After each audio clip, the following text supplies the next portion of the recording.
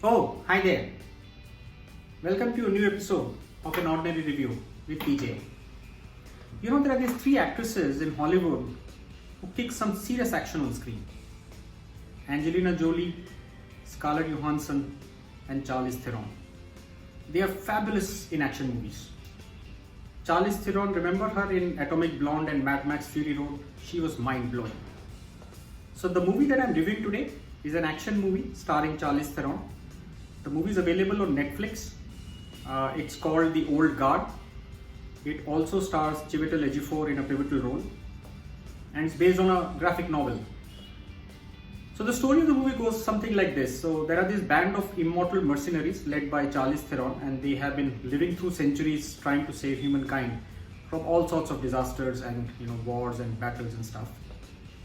And now they are kind of trying to hide themselves so that they don't get exposed to these nefarious pharmaceutical industries who want to extract their genome sequence and use it to create immortality for humans.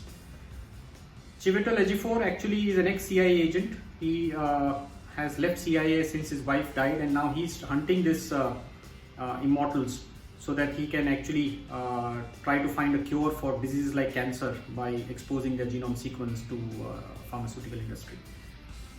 So the movie is a simple plot, nothing great in terms of plot. They also have this new immortal who has been now found in Afghanistan. She is a US Marine, played by an actress called Kiki Lane.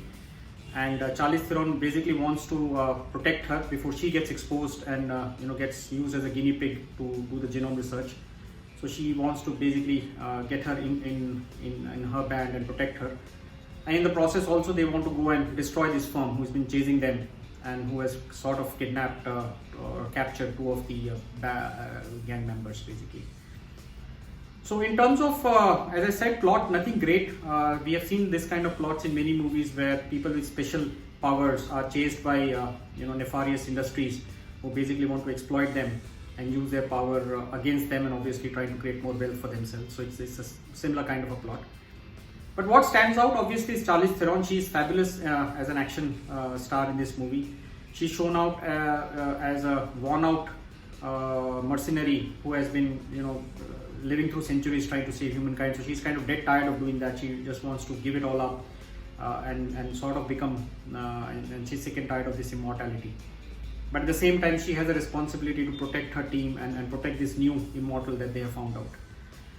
So she is good. The action sequences are good. They are not overdone like a superhero movie where there's a lot of destruction and mayhem. These are subtle action sequences, some good gunfights, but overall I think well choreographed action sequences. I would say if you are a Charlize Theron fan and if you love her in action movies and if you love seeing her do the stunts, and she's looking good, she has a bob cut hairstyle and she's looking a femme fatale, I think you will love this movie.